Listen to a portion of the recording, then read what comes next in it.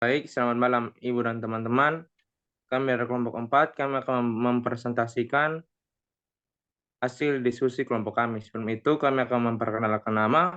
Perkenalkan, nama saya Diego Rekemeseran. Saya Stefani Angelika Cici Beribe. Saya Yuliana Malo. Saya Nur Anissa. Saya Mardiana Talo. Baik, saya akan menjelaskan tentang aplikasi kekongruenan. Jadi, kekongruenan adalah cara lain untuk mendalami sifat-sifat keterbagian dalam himpunan bilangan bulat. Dalam aplikasi kekongruenan, ini akan kita pelajari penggunaan dan sifat-sifat kekongruenan. Diketahui bahwa A kongruen mod M jika A sama dengan M kali K tambah B, atau A kurang B sama dengan M kali K dengan K bilangan bulat. Sebagai contoh, pada kasus kekongruenan modulus 9, untuk mengetahui kebenaran perkalian dan penjumlahan bilangan-bilangan bulat, diketahui bahwa 10 kurang 1 sama dengan 9 sama dengan 9 kali 9 ke 1. Maka 10 kongruen 1 mod 9. Atau 100 kurang 1 sama dengan 99 sama dengan 9 ke 2. Maka 100 kongruen 1 mod 9. Atau 1000 kurang 1 sama dengan 999 sama dengan 9 ke 3. Maka 1000 kongruen 1 mod 9. Atau 10.000 kurang 1 sama dengan 9.999 sama dengan 9 ke 4, maka 10.000 kongruen 1 mod 9. Baik, saya akan menjelaskan tentang teorema yang pertama. 10 pangkat N kongruen 1 mod 9 untuk sembarang N elemen bilangan bulat positif. Bukti, diketahui N elemen bilangan bulat positif akan dibuktikan 10 pangkat N kongruen 1 mod 9. 10 pangkat N kurang 1 sama dengan sejumlah N angka yang semuanya 9. Artinya terdapat suatu K sama dengan sejumlah N angka yang semuanya 1 elemen bilangan bulat. Sehingga 10 pangkat N kurang 1 sama dengan 9K. Jadi terbukti bahwa 10 pangkat N kongruen 1 mod 9 untuk sembarang N elemen bilangan bulat positif. Sebagai contoh soal, 8.723 kongruen dengan 8.000 tambah 700 tambah 20 tambah 3 mod 9. 8.723 kongruen dengan 8 kali 1000 tambah 7 kali 100 tambah 2 kali 10 tambah 3 mod 9. 8.723 kongruen 8 kali 1 tambah 7 kali 1 tambah 2 kali 1 tambah 3 mod 9. 8.723 kongruen dengan 20 mod 9. Atau dengan cara yang sama, 8.723 kongruen 2 kali 10 mod 9. 8.723 kongruen dengan 2 kali 1 mod 9. 8.723 kongruen dengan 2 mod 9. Berikutnya kita akan masuk ke teorema 2. Setiap bilangan bulat kongruen modulo 9 dengan jumlah dari angka-angkanya. Dengan contoh 1234 kongruen 1000 tambah 200 tambah 30 tambah 4 mod 9. 1234 kongruen dengan 1 kali 1000 ditambah 2 dikali 100 ditambah 3 dikali 10 ditambah 4 mod 9. 1234 kongruen dengan 1 dikali 1 ditambah 2 kali 1 ditambah 3 kali 1 ditambah 4 mod 9. Maka 1234 kongruen dengan 10 mod 9. Karena 10 lebih besar dari 9, maka dengan cara yang sama 10 kongruen 1 mod 9. Jadi 1234 kongruen dengan 1 mod 9. Nah, jika A kongruen B mod M dan C kongruen D mod M, maka A dikali C kongruen B kali D mod M dapat digunakan untuk memeriksa kebenaran suatu perkalian. Contohnya 84 dikali 428 sama dengan 35.952. Apakah itu benar? Maka 84 kongruen 8 tambah 4 mod 9 sama dengan kongruen dengan 12 mod 9. 3 kongruen dengan 3 mod 9. 428 kongruen dengan 4 tambah 2 tambah 8 mod 9. Kongruen dengan 14 mod 9. Kongruen 5 mod 9. Maka 84 dikali dengan 428 kongruen dengan 3 dikali 5. Kongruen dengan 15 mod 9. Kongruen dengan 6 mod 9. Itu pernyataan yang pertama. Sedangkan 35.952 kongruen dengan 3 ditambah 5 ditambah 9 ditambah 5 ditambah 2. Mod 9. Kongruen dengan 24 mod 9. Kongruen dengan 2 tambah 4 mod 9. Kongruen dengan 6 mod 9. Itu adalah pernyataan 2. Maka terbukti bahwa pernyataan 1 dan 2 itu benar. Teorema yang ketiga. Jadi baik, teorema yang ketiga yaitu suatu bilangan terbagi oleh 9 bila dan hanya bila sisi pembagian itu 0. Buktinya, N kongruen A mod 9, maka N bila dan hanya N dan A masing-masing mempunyai sisa yang sama jika dibagi 9. Jadi jika N kongruen A mod 9, maka N terbagi oleh 9. Bila dan hanya bila N terbagi oleh 9. Pada N kongruen modulus 9 dengan jumlah angka-angkanya. Terbukti suatu bilangan terbagi oleh 9 bila dan hanya bila jumlah angka-angkanya terbagi oleh 9. Contoh soal 7.578 kongruen dengan 7, kongruen dengan 7 tambah 5 tambah 8 tambah 7, kongruen dengan 27, kongruen dengan 9 mod 9. Karena 9 membagi 9, maka 9 membagi 7.587.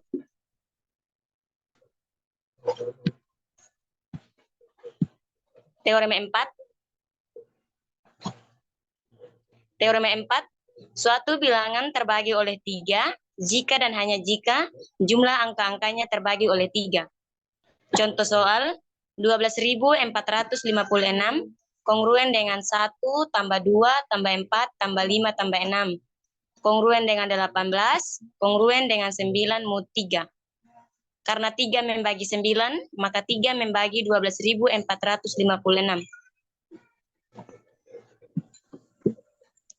Yang berikut teorema 5. Suatu bilangan terbagi oleh 4 jika dan hanya jika bilangan yang dinyatakan oleh 2 angka terakhir bilangan itu terbagi oleh 4. Dengan contoh soal 5.134.216 terbagi oleh 4. Yang berikut teorema 6. Keterbagian suatu bilangan oleh 11 itu 10 kongruen dengan min 1 mod 11, 100 kongruen dengan 10 kali 10 mod min 1 kali min 1 mod 1 kongruen 1 mod 11. 1000 kongruen 10 kali 10 kali 10 kongruen min 1 kali min 1 kali min 1 kongruen dengan min 1 mod 11. Sehingga pada umumnya 10 pangkat N sama dengan min 1 pangkat N mod 11. Jika N sama dengan AK kali AK kurang 1 AK sama dengan A sampai A1, A0, maka terbagi oleh 11. Jika dan hanya jika A0, 1, A2, A4, tak terbatas, kurang A1, A3, A5, tak terbatas, terbagi oleh 11. Contoh soalnya, 1,8,0,829 terbagi oleh 11.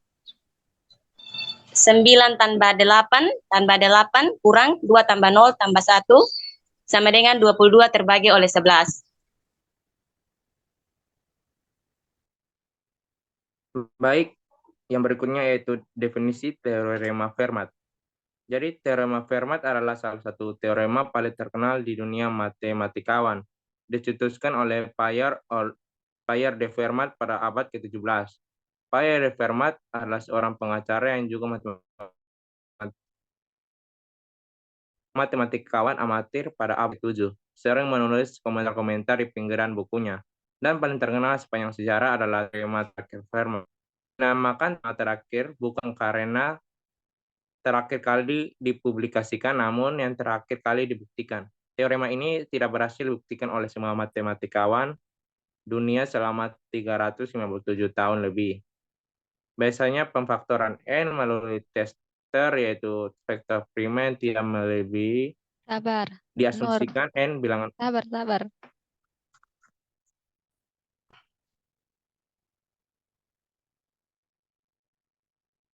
Lanjut. Lanjut, di mana? Slide 4. Lanjut semua. Biasanya pemfaktoran M melalui tester, yaitu faktor prima yang tidak melebihi, diasumsikan N bulat ganjil. Metode Fermat didasarkan pada ide penemuan bilangan bulat X dan Y, sehingga N sama dengan X kuadrat kurang Y kuadrat, N sama dengan X tambah Y kali X kurang Y. Maka X tambah Y dan X kurang Y adalah faktor dari N. Sebaliknya, bila N sama dengan A kali B, A lebih besar B, B lebih besar 1. Maka dapat ditulis karena N ganjil, maka A dan B harus ganjil. Oleh karena itu, N tak negatif.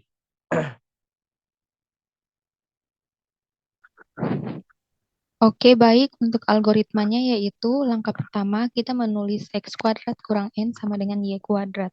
Lalu langkah kedua kita menentukan K bilangan bulat pertama, di mana K kuadrat lebih besar dari N. Lalu untuk langkah ketiga kita mengurutkan bilangannya, yaitu K kuadrat kurang N, lalu K tambah 1 kuadrat kurang N, K tambah 2 kuadrat kurang N, hingga seterusnya, hingga langkah ke M, sehingga K tambah M kuadrat kurang N adalah bilangan kuadrat. Nah, di sini contoh soalnya yaitu faktorkan bilangan N sama dengan 119.143.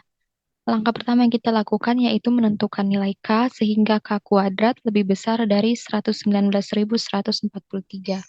Di sini kita ambil ada dua bilangan yaitu 345 dan 346. 345 kuadrat sama dengan 119.025, sedangkan 346 kuadrat sama dengan 119.716. Maka K yang kita ambil yaitu K sama dengan 346. Lalu berikutnya kita urutkan bilangan K tambah M kuadrat kurang N dengan M-nya yaitu mulai dari 0 hingga N. Yang pertama 346 tambah 0 kuadrat kurang N hasilnya 573. Lalu 347 itu didapat dari 346 tambah 1 dikuadratkan lalu dikurang N sama dengan 1266. 348 itu didapat dari 346 tambah 2 lalu dikuadratkan kurang N sama dengan 1961 hingga 351 kuadrat kurang N sama dengan 4761. Nah, ternyata sampai pada M sama dengan 6 sudah menghasilkan bilangan kuadrat yaitu 346 tambah 6 dikuadratkan kurang 119.143 itu sama dengan 4.761 atau sama dengan 69 kuadrat. Jadi kita memperoleh X sama dengan 352 dan Y sama dengan 69. Faktorisasi yang diperoleh adalah 119.143 sama dengan X tambah Y dikali X kurang Y sama dengan 352 tambah 69 dikali 352 kurang 69 sama dengan 421.283. Yang berikutnya yaitu generasi metode faktorisasi. Nah, pada metode sebelumnya, bilangan bulat X dan Y itu memenuhi N sama dengan X kuadrat kurang Y kuadrat. Jadi sekarang X dan Y-nya itu lebih umum, yaitu cukup memenuhi X kuadrat kurang Y kuadrat mod N. Nah, misalkan D ini sama dengan FPB dari X kurang Y dan N, atau D sama dengan FPB dari X tambah Y dan N, maka D habis membagi N. Nah, permasalahannya, apakah D itu faktor sejati, yaitu D lebih kecil dari N dan lebih besar dari 1? Kita lanjut ke slide berikutnya. Oke, sebagai contoh, kita ingin memfaktorkan N sama dengan 2189 dengan memperoleh 579 kuadrat itu kongruen dengan 18 kuadrat mod 2189. Kita akan menghitung FPB dari masing-masing angka. Nah, FPB yang pertama, FPB dari 579 kurang 18 dan 2189 itu kongruen dengan FPB dari 561 dan 2189, di mana FPB-nya yaitu 11.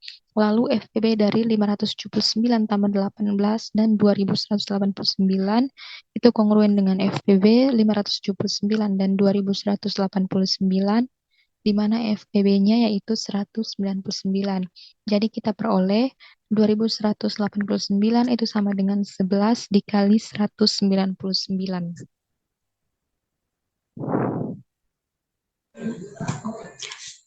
Oke, baik, kita akan masuki teorema Fermat. Yang pertama, teorema Fermat, misalkan P' dan andaikan P sama dengan A, maka A pangkat P kurang 1 kongruen dengan 1 mod P.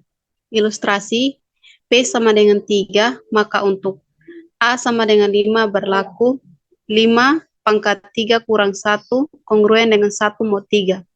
Tetapi untuk A sama dengan 6 tidak berlaku bahwa 6 pangkat 3 kurang 1 sama dengan 36 kongruen dengan 1 mod 3.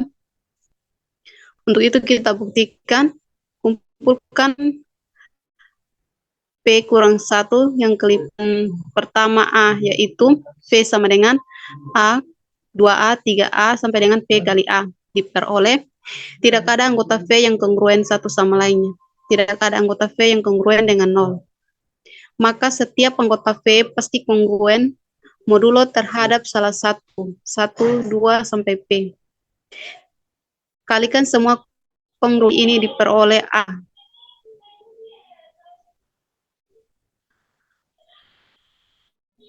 Teorema Wilson.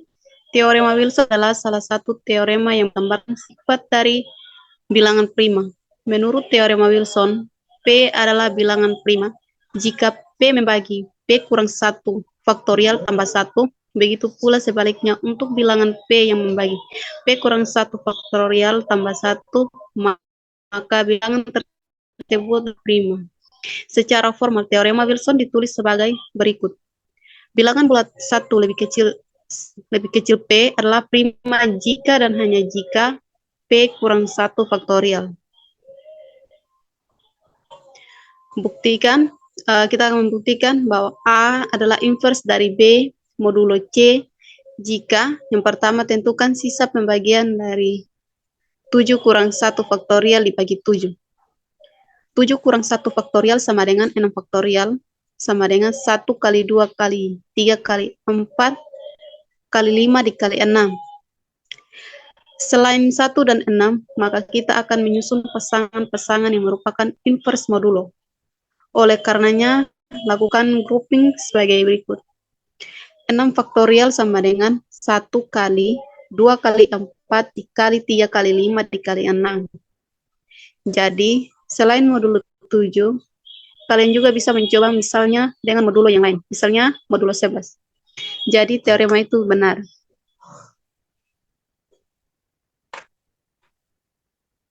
Demikian presentasi dari kelompok kami. Terima kasih.